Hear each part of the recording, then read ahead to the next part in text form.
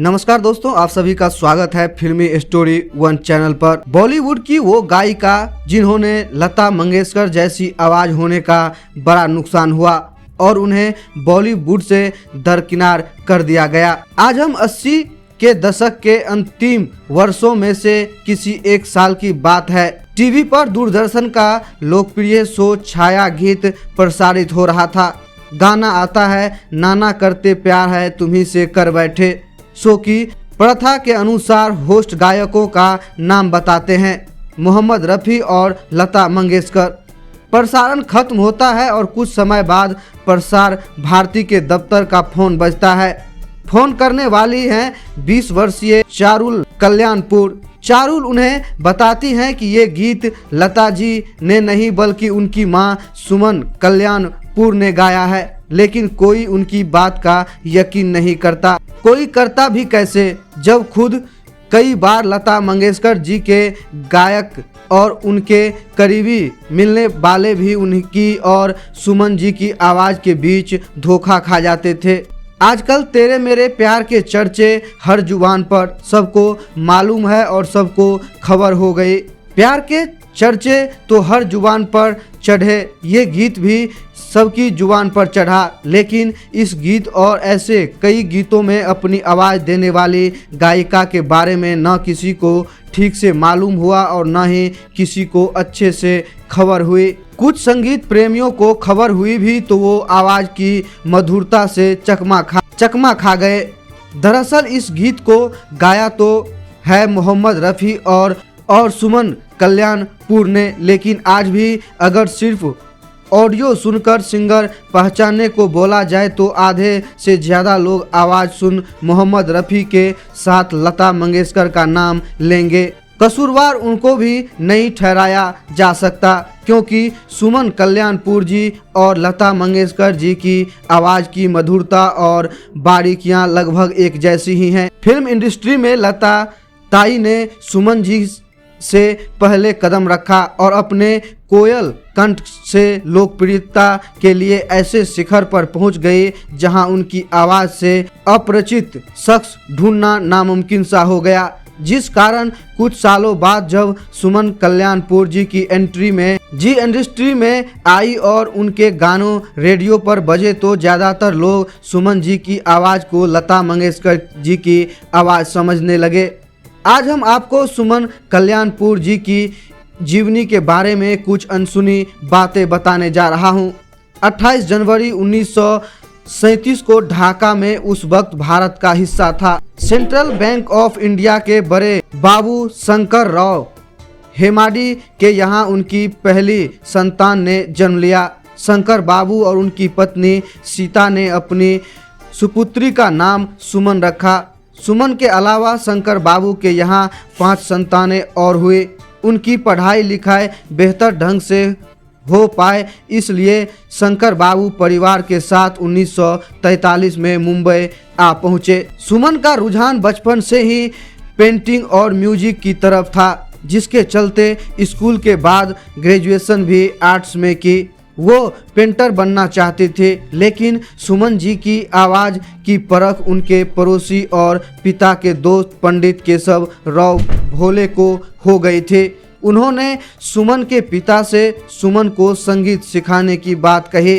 पहले तो सुमन शौकिया ही संगीत सीख रही थी, लेकिन समय के साथ साथ इसमें उनकी रुचि बढ़ने लगी। संगीत को वो और गंभीरता से सीखने लगी। आने वाले सालों में सुमन ने उस्ताद खान अब्दुल रहमान खान और गुरुजी मास्टर नवरंग जैसे दिग्गजों से भी संगीत की बारीकियां सीखी। सुमन जी के घर का माहौल हालांकि संगीतमय ही था, मगर किसी को भी बाहर गाने बजाने की इजाज़त नहीं थी। लेकिन जब गुरु केशव राव भोले ने, जो उस वक्त ऑल इंडिया रेडियो बॉम्बे में म्यूजिक प्रोड्यूसर थे, रेडियो पर गाने का प्रस्ताव दिया तो वो मना नहीं कर सकी। ये पहली बार था जब सुमन जी की आवाज़ 4 दीवारी के बाहर दर्शकों के कानों तक पहुंची थी। जल्द ही सुमन जी को फिल्म में गाने का ऑफर भी आ गया, लेकिन ये फिल्म थी 1953 में रिलीज हुई मराठी फिल्म कराची चांदनी। फिल्म जब थिएटर में चली तो दर्शक दृढ़ता से बैठकर जाने माने डायरेक्टर शेख मुख्तार के जगह में फिल्म में ज़्यादा फिल्म के गीत रह गए। सुमन की आवाज़ की कोमलता से प्रभावित होकर उन्होंने सुमन को उनकी आने वाली फिल्म मंगू में 3 गाने ऑफर कर दिए। फिल्म में म्यूजिक दे रहे थे मोहम्मद शफी। सुमन ने तीनों गाने खूबसूरती से गाए और फिल्म रिलीज का इंतजार बेसब्री से करने लगी। लेकिन रिलीज से पहले ही किसी कारणवश फिल्म के म्यूजिक की जिम्मेदारी मोहम्मद शफी की जगह ओपी नैयर को सौंप दी गई। नैयर साहब ने सुमन जी के गाए 3 गानों में से सिर्फ 1 गाने को ही फिल्म में जगह दी। इस बात से उन्हें थोड़ी निराश तो हुई, लेकिन फिर सोचा चलो फिल्म में कम से कम 1 गाने तो रखा गया और इस तरह 1954 में रिलीज हुई मंगू के गीत कोई पुकारे, धीरे से तुझे से सुमन कल्याणपुरी की हिंदी फिल्मों का सफर शुरू हुआ। मंगू से शुरू हुई फिल्मों में गाने के सफर ने आगे खूब रफ्तार पकड़ी। इसी साल फिल्म दरवाजा में सुमन ने तलत महमूद के साथ अपना पहला डुएट गाना तलत महसूद जैसे कद वाले सिंगर के साथ गाना गा सकने पर सुमन की इंडस्ट्री की नज़र घूमी। भविष्य में सुमन कल्याणपुरी जी ने हिंदी मराठी फिल्मों में 1000 के आसपास गाने एक हिंदी मराठी के अलावा गुजराती, मैथिली, तमिल, भोजपुरी, पंजाबी जैसी कई भाषाओं में भी गाने गाए।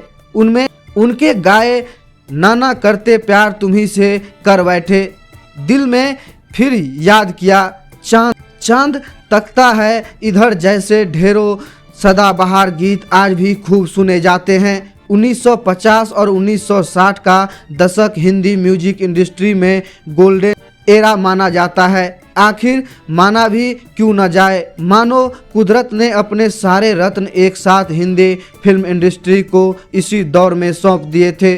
किशोर, रफ़ी, मुकेश की आवाज़ों जहां पुरुषों के खूब उम्मीद और प्यार की आवाज़ बन रही थी, वहीं फीमेल वॉयस के नाम पर सबकी पसंद मंगेशकर बहनें थी, जिसमें लता जी की डिमांड पीक पर रहती थी।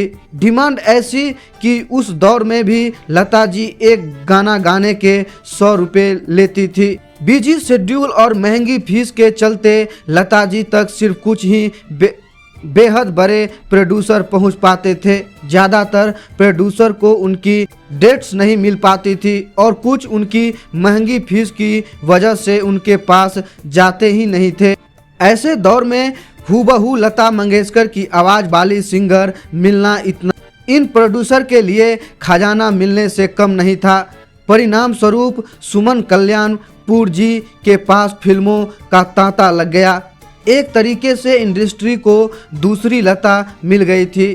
कहा जाता है कि ये बात लता जी को बिल्कुल पसंद नहीं आती थी कि कोई उनकी आवाज़ की नकल करता है। कहते हैं कई प्रोड्यूसर से कह भी दिया था कि अगर वो सुमन के साथ काम करेंगे तो वो उनके साथ काम नहीं करेंगे। इसी तरह से लता मंगेशकर जी ने सुमन कल्याणपुरी जी की पूरी लाइफ ही बॉलीवुड में खराब करके रख दी।